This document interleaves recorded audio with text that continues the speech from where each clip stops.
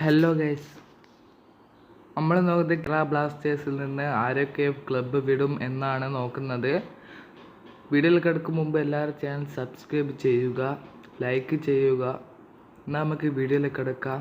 Guys, ഇന്നലാണ് super cup quarter final കഴിഞ്ഞത്. Kerala Blasters 2 goal വഴങ്ങിയിട്ടുണ്ട്. 1 ഗോൾ മാത്രമേ അടിക്കാൻ പറ്റിയിട്ടുള്ളൂ. കുറേ മിസ്സുകളുണ്ടായിരുന്നു. ജീസസ് മെയിനായിട്ട് കുറേ മിസ് ഉണ്ടാക്കിയിട്ടുണ്ട്.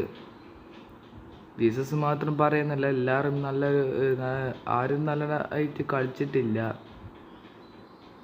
ലൂണയില്ലാത്ത അഭാവം നല്ലോണം കേരള ബ്ലാസ്റ്റേഴ്സ് തരുന്നുണ്ട്. മിഡ്ഫീൽഡ് ബോൾ വരെ കൊടുക്കാൻ പറ്റില്ല. നമ്മൾ വീഡിയോയിൽ കിടക്കാം. മിലോസ് ഡ്രിൻസിച്ച് എന്തായാലും ക്ലബ്ബ് വിടുമെന്ന് നമുക്കെല്ലാവർക്കും അറിയാം എന്ന് ഉറപ്പായിട്ടുണ്ട്. മിലോസ് ഡ്രിൻസിച്ചിൻ്റെ പകരം വേറൊരാളെ കേരള ബ്ലാസ്റ്റേഴ്സ് സൈൻ ചെയ്യാൻ നോക്കുന്നുണ്ട്.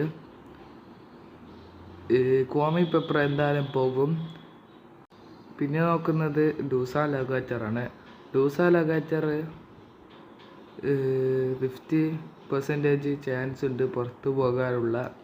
അതിൻ്റെ പകരം ഒരു മിഡ്ഫീൽഡർ, ലൂണേനെ പോലത്തെ ഒരു ക്രിയേറ്റീവ് മിഡ്ഫീൽഡർ എടുക്കാനാണ് കേരള ബ്ലാസ്റ്റേഴ്സ് നോക്കുന്നത്. ആരൊക്കെ ക്ലബ്ബ് വിടുമെന്ന്. പിന്നെ നോക്കുന്നത് ഇന്ത്യൻ പ്ലേയേഴ്സാണ്. ഇന്ത്യൻ പ്ലേയേഴ്സിൽ പണ്ഡിത എന്തായാലും അടുത്ത സീസണിൽ ഉണ്ടാവില്ല എന്ന് ഇതിനു മുമ്പ് റിപ്പോർട്ട് ചെയ്തിട്ടുണ്ട്. പിന്നെ ക്ലബ്ബ് വിടുന്നത് സച്ചിൻ സുരേഷേക്കും.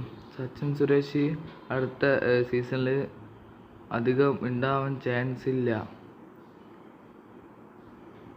വീഡിയോ എല്ലാ ചാനൽ സബ്സ്ക്രൈബ് ചെയ്യുക. Okay, by.